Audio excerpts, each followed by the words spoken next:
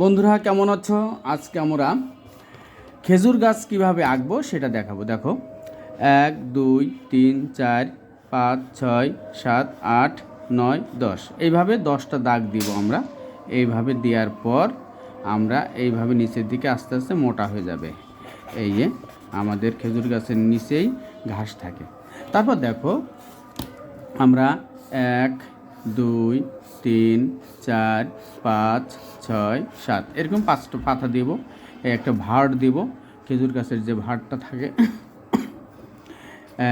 এইভাবে আমরা পাতাগুলো দিব। এবার এইভাবে দেখো, এইভাবে পাতাগুলো দেওয়ার পর আমাদের খেজুর গাছ চমৎকারভাবে একটা খেজুর গাছ তৈরি হয়ে যাবে। তোমরা যদি এইভাবে আঁকো তাহলে অবশ্যই সুন্দর একটা খেজুর গাছ হবে। আর তোমরা মনে রাখবে, তোমরা যদি ছবি আঁকো তাহলে তোমাদের মনে কখনোই কালিমা হবে না। এই জন্য মন খারাপ হলে তোমরা অবশ্যই ছবি আঁকবে।